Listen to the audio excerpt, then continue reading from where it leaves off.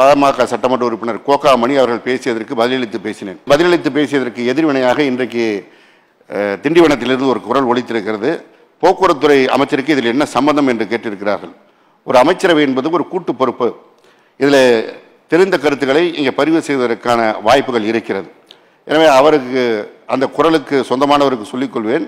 போக்குவரத்துறை அமைச்சராக இருப்பது மாத்திரம் தகுதியல்ல, திராவிட முன்னேற்ற கழகத்தின் ஒரு தொண்டன் என்ற முறையில் சமூக நீதி கொள்கைகளை எங்கள் முத்தமிழறிஞர் தலைவர் கலைஞர் செய்தவர்களை இங்கே பதிவு செய்ய வேண்டியது எங்களுக்கு கடமை. அதே போல இதற்கு என்ன புள்ளி விவரங்கள் இருக்கிறது என்று கேட்டிருக்கிறார்கள். மற்ற புள்ளி விவரங்கள் எல்லாம் நீங்கள் வாங்கள் ஒரு இடத்திலே நேரடியாக விவாதித்துக் கொள்ளலாம். நான் ஆதாரத்தோடு பேசுகிறேன். ஒரே ஒரு சிறு புள்ளி விவரம் எல்லோருக்கும் புரிகிற மாதிரி நான் சொல்லிவிடுகிறேன். இந்த 20% இடஒதுக்கீட்டை முத்தமிழறிஞர் தலைவர் கலைஞர் அவர்கள் கொடுத்த காரணத்தினால் திண்டிவனத்தில் இருக்கின்ற ஒரு அரசு கலைக்கல்லூரியில் சேர்க்கை நடைபெறுகின்ற பொழுது இந்த 20% இடஒதுக்கீட்டிலே ஒரு 100 பேர் சேர்ந்தால் 20 மாணவர்கள் எம்பிசி எனப்படுகின்ற மிக பிற்பட்ட வகுப்பை சேர்ந்த வன்னியர்கள் சேர்வதற்கான வாய்ப்பு இருக்கிறது. நீங்கள் சொல்லுகின்ற 10.5% இடஒதுக்கீடு வந்தால் 20 பேர் சேர முடியாது, 10 பேர் தான் சேர முடியும். எனவே இழப்பு யாருக்கு? வன்னியர் சமூகத்தை சேர்ந்த படிக்க வருகின்ற இளைஞர்களுக்கு அது மிகப்பெரிய இழப்பு. அதே போல தென் மாவட்டத்தில் இந்த எம்பிசி தொகுப்பில் இருக்கின்ற சீர்மரபினர்கள் அங்கே முழுமையாக சேர முடியும். இந்த 10.5 அங்கே போகின்ற பொழுது அந்த 10.5 அங்கே சேர்வதற்கு ஆள் இல்லாமல் யாருக்கும் பயனில்லாமல் ஒரு பாதகமான சூழல் ஏற்படும். இங்கிருந்து போய் தென் மாவட்டங்களுக்கு 200 கிலோமீட்டர் 300 கிலோமீட்டர் போய் படிப்பதற்கான ஒரு வசதி வாய்ப்புகளோடு இருந்திருந்தால் அவர்கள் தனியார் கல்வியிலேயே படித்து விடுவார்கள். வன்னியர் சமூகத்தை பொறுத்தவரை இந்த பகுதியில் இருக்கின்ற ஏழை சமூகத்தை சேர்ந்தவர்கள் அவர்கள் படிப்பதை கூட தடுப்பதாகத்தான் இந்த 10.5 இருக்கிறது. நீங்க மிச்சம் வேலைக்கு போவது மற்றவைகள் எல்லாம் பின்னாடி பேசிக்கொள்ளலாம். எனவே நான் இதற்கு இந்த தேர்தல் நேரத்தில் இவர்கள் இதை வைத்து பேசுவார்கள் என்பதுதான் நேற்றே நான் அந்த விளக்கம் சொன்னேன். அந்த விளக்கத்திற்கு அவர் வடிவம் கொடுக்க விரைந்தார். நான் கேட்கின்ற இந்த கேள்விக்கு சிம்பிளாக கேட்டிருக்கோம். நீ படிப்பை நிறுத்துறீங்க, இது யாருக்கு பயன் தரப்போகுது? 10.5 யாருக்கும் பயன் இல்லை. எனவே தேவையில்லாமல் அதை விதண்டாவாதம் செய்யாமல் விட்டுவிட்டு மாண்புமிகு முதலமைச்சர் அவர்கள் அதை சட்டப்பூர்வமாக ஏற்பாடு செய்வதற்கு மாண்புமிகு அவை முன்னவர் அவர்களை கொண்ட ஒரு அமைச்சரவர்களை கொண்டு வழக்கறிஞர்களை கொண்டு மிக சிறப்பான முறையில் அது குறித்து விவாதித்தார்கள். ஆனால் அதில் என்ன உண்மை இருக்கிறது என்பதை நான் வெளிப்படுத்திய காரணத்தினால் இன்றைக்கு மாண்புமிகு மரியாதைக்குரிய டாக்டர் ராமதாஸ் அவர்கள் துடிக்கிறார்கள். உண்மை இதுதான். இது நீங்கள் சொல்வது அந்த மக்களை தேர்தல் நேரத்தில் உங்கள் வழிக்கு கொண்டு வருது. தேர்தல் முடிந்தால் 10.5 விட்டுட்டு அடுத்த வேலைக்கு போயிடுவீங்க. எப்போ நாடாளுமன்ற தேர்தல் வருகிறதோ, சட்டமன்ற தேர்தல் வருகிறதோ, இடைத்தேர்தல் வருகிறதோ அப்பொழுது மாத்திரம்தான் உங்களுக்கு அது நினைவு வரும். ஆனால் திராவிட முன்னேற்ற கழகம் அப்படி இல்லை. என்றைக்கும் சமூக நீதி பேசுகிறவர்கள் நாங்கள். சமூக நீதிக்கு அத்தாரிட்டி எங்கள் தலைவர் கலைஞர் தான். we are the authority of social justice. எனவே நாங்கள் சொல்வதை மக்கள் உணர்வார்கள், நியாயத்தை உணர்வார்கள். இது இங்கே நான் ஜாதி பற்றி பேச வரல. இது ஜாதி பிரச்சனை கிடையாது. தமிழ்நாட்டில் பெரும்பான்மையான ஒரு சமுதாயம் இன்னைக்கு கோவணம் கட்டிக்கிட்டு கூழோ கஞ்சியோ குடிச்சு குடிசையில் வாழ்ந்துக்கிட்டு ரோடு போட்டுக்கிட்டு சாராயத்தை குடிச்சுக்கிட்டு படிப்பறிவு இல்லாத வேலை வாய்ப்பு இல்லாத ஒரு மிகப்பெரிய ஒரு சமுதாயம். இந்த சமுதாயத்தை முன்னேற்றினா தமிழ்நாடு முன்னேறும். தமிழ்நாட்டில் 2 பெரிய சமுதாயங்கள் இருக்குது. இந்த நிலையில் இருக்கு. ஒன்று தாழ்த்தப்பட்ட சமுதாயம், ஒன்று வன்னியர் சமுதாயம். இந்த 2 சமுதாயம் சேர்ந்தா 40 விழுக்காடு மக்கள் தொகை. இந்த சமுதாயத்தை முன்னேற்றுவதை தவிர வேற உங்களுக்கு வேற என்ன வேலை? தமிழ்நாடு முன்னேறணும்னா எப்படி முன்னேறும்? ஆனா அதுக்கு முன்னேற்றுவதற்கு இந்த காரணம் அந்த காரணமே கிடையாது. பீகார்ல உங்களால நடத்த முடியுதாங்க ஜாதிவாரி கணக்கு நடத்த முடியுதுன்னா தமிழ்நாட்டிலேயே நடத்த முடியல. அதுல என்னென்னமோ அமைச்சர் சிவசங்கர் விட்டு பேச வைக்கிறது. அவருக்கு என்ன பேசுறன்னு அவருக்கே தெரியல. அமைச்சர் சிவசங்கர் பேசுறாரு, முதலமைச்சர் ரசிக்கிறார் சிரிச்சுக்கிட்டு. இது என்ன கலாச்சாரம் எனக்கு ஒன்றும் புரியலைங்க. அங்க பேசுறது சமூக நீதி பிரச்சனை, வாழ்வாதார பிரச்சனை. சிவசங்கர் பேசுறாரு, திண்டிவனத்திலிருந்து தேர்தல் நேரத்தில் ஒரு குரல் வந்துதான். சிவசங்கர் அவர்களே, திண்டிவனத்திலிருந்து அந்த குரல் வரலன்னா இந்நேரம் நீங்க உங்க குடும்பத்தோடு சேர்ந்து கோவணம் கட்டின்னு ஆடு மாடு மேய்ச்சிட்டு இருப்பீங்க, விவசாயம் பண்ணிட்டு இருப்பீங்க. உங்க ஊர்ல நீங்க அமைச்சராக இருந்திருக்க மாட்டீங்க. திண்டிவனத்திலிருந்து அந்த குரல் வரலன்னா இன்னைக்கு நீங்க அமைச்சராக இருக்கிறது காரணமே திண்டிவனத்திலிருந்து அந்த குரல் தான். உங்களுக்கும் உங்க குடும்பத்துக்கும் உங்க சார்ந்தவர்களுக்கும் சேர்ந்து அந்த குரல் அப்போ 45 வருஷமா ஒலித்திட்டு இருக்கு. அந்த குரல் இவர் திறமைக்கு தான் கொடுத்தாங்களா அமைச்சர் பதவி? இவர் திறமை தான் நம்ம பார்க்கிறோமே. சந்தி சிரிக்குது. தமிழ்நாட்டில் அரசு பேருந்துகளை கூட உள்ள பிடிச்சிட்டு தான் போகணும். திடீர்னு கண்டக்டர் காணோம், எங்கன்னு பார்த்தா பஸ்ஸில் ஓட்டையில் தரையில் விழுந்துடுறாரு. இந்த லட்சணம் தான் போக்குவரத்து துறை இருக்கு. இவர் திறமைக்கு தான் கிடைச்சதாமா?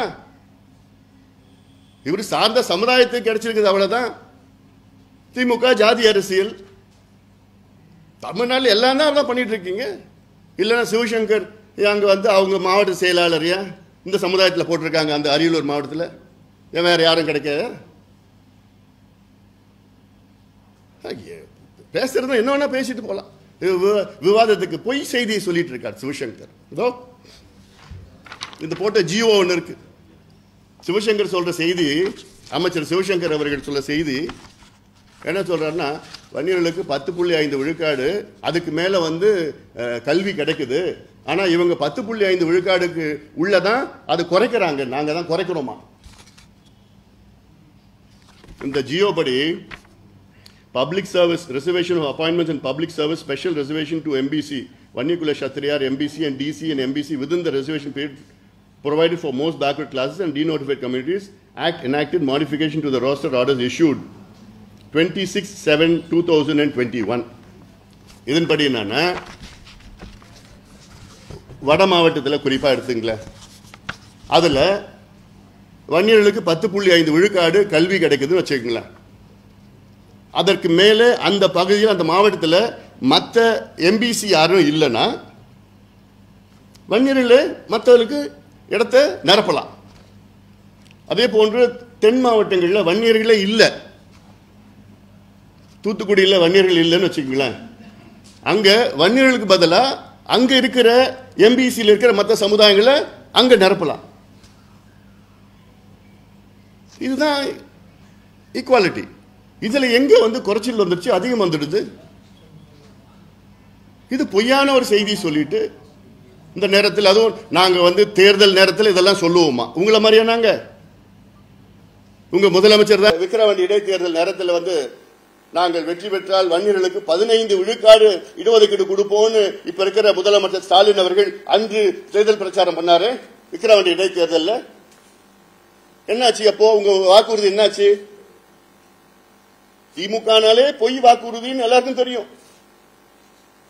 ஏன் போன மாசம் நடந்த நாடாளுமன்ற தேர்தலில் உங்களுடைய அடுத்த தலைவர் உதயநிதி ஸ்டாலின் அவர்கள், அமைச்சர் உதயநிதி ஸ்டாலின் அவர்கள் தர்மபுரியில் பிரச்சாரம் பண்ணப்போ சொன்னாரு, நாங்கள் திமுக வெற்றி பெற்றால் வன்னியர்களுக்கு 10.5 விழுக்காடு இடஒதுக்கீடு உடனடியாக கொடுப்போம் என்று உதயநிதி ஸ்டாலின் அவர்கள் 2 மாதத்திற்கு முன்பு தேர்தல் பிரச்சாரம் பண்ணாரு. ஏன் அப்ப சொல்ல வேண்டியதானே, நாங்க மத்திய அரசுல கணக்கெடுப்பு நடத்திய பிறகுதான் நாங்க இங்க கொடுப்போம்னு ஏன் சொல்லிட்டு போறது? அப்ப என்ன பொய்ய சொல்றீங்க? எதுக்கு பொய்ய சொல்றீங்க? ஓட்டுக்காக தானே. இது தேர்தல் நேரத்தில் நாங்க சொல்லுவோமா? ஏயா சிவசங்கர் அவர்களே, இது எங்களுடைய டிஎன்ஏ, எங்கள் ரத்தத்தில் ஊறி இருக்கிற ஒரு பிரச்சனை. இது 45 வருஷமா எங்க மருத்துவர் ஐயா அவர்கள் இதற்கு போராட்டம் பண்ணி நூற்றுக்கணக்கான உயிர்களை தியாகம் செய்திருக்கின்றார்கள். லட்சக்கணக்கான வழக்குகளை பெற்றிருக்கின்றோம், ஆயிரக்கணக்கான போராட்டங்களை நடத்தியிருக்கின்றோம். எதுக்கு? சமூக நீதிக்காக. வேலைக்கும் படிப்புக்கும் அடிச்சுக்கிறோம், நாங்க போராடிட்டு இருக்கோம். அது கொடுக்கிற நிலையில நீங்க இருக்கிறீங்க, ஆனா கொடுக்கறது மனசு வரல உங்களுக்கு. சமுதாயம் மோசமான இருக்குதுன்னு தெரியுது. 10வது 12வது ரிசல்ட் கடந்த 15 ஆண்டு காலமாக வட மாவட்டத்தை சார்ந்த 15 மாவட்டங்கள் தான் கடைசி 15 இடத்துல இருக்கு. வட மாவட்டத்தில் உள்ள 15 மாவட்டங்கள்னா கடைசியில் ஹியூமன் டெவலப்மெண்ட் இண்டஸ்ட்ரீஸ்ல இருக்கு. வட மாவட்டத்தில் உள்ள 15 மாவட்டத்தில் கடைசியில் பர் கேபிட்டா இன்கம் கடைசி 15 மாவட்டம் தமிழ்நாட்டில் வட மாவட்டங்கள். குடிசை அதிகமாக உள்ள மாவட்டங்கள் வட மாவட்டங்கள், கடைசி 15 மாவட்டங்கள் அதிகமாக உள்ள மாவட்டங்கள் வட மாவட்டங்கள். டாஸ்மார்க் விற்பனையில் அதிகமாக வருமானம் வர மாவட்டங்கள் வட மாவட்டங்கள். கல்வி ஒன்றும் கிடையாது, டாஸ்மார்க் நம்பர் 1ல இருக்கு. அப்போ நீங்க என்ன செய்யணும்? தாழ்த்தப்பட்ட சமுதாயத்திற்கும் வன்னிய சமுதாயத்துக்கும் நீங்க இடஒதுக்கீடு அதிகப்படுத்தணும், வழங்கணும். தாழ்த்தப்பட்ட சமுதாயத்துக்கு இன்னைக்கு 18% 22% உயர்த்துங்க. அது நாங்க 1980 நாங்க கோரிக்கை வச்சோம், இன்னைக்கும் நாங்க கோரிக்கை வைக்கிறோம். கள்ளக்குறிச்சியில் யார் இறந்தா? ஏன் இறந்தாங்க? இதெல்லாம் காரணம் சமூக நீதி. கல்வியும் வேலை வாய்ப்பும் கொடுங்க. ஆனால் நாங்கள் வார்த்தைக்கு வார்த்தை சமூக நீதி எங்கள் அரசு, சமூக நீதி எங்கள் அரசுன்னு சொல்றதுலாம் அது எனக்குலாம் பார்த்தோன்னா வேடிக்கையாக இருக்குது. ஒவ்வொரு முறையும் பேசுகிறப்போ சமூக நீதிக்கும் திமுகவுக்கும் சம்பந்தமே கிடையாது. எந்த மேடையிலன்னா நான் விவாதம் பண்ணுவேன். நான் கலைஞர் ஆட்சியில் அது நான் ஏற்றுக்கிறேன் நான். ஆனால் ஸ்டாலின் அவர்கள் ஆட்சியில் ஒரு துளியும் சமூக நீதிக்கு அதிகாரம் திமுக விடம் எதிர்பார்க்க முடியாது.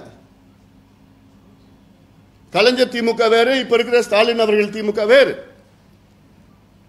இல்லைன்னா சட்டமன்றத்தில் ஒரு பொய்யான செய்தி சொல்லுவாரா? தொடர்ந்து சொல்லிட்டு இருப்பாரா? அவர் அமைச்சரை வச்சுக்கிட்டு பொய்யா பரப்பிட்டு இருப்பாரா?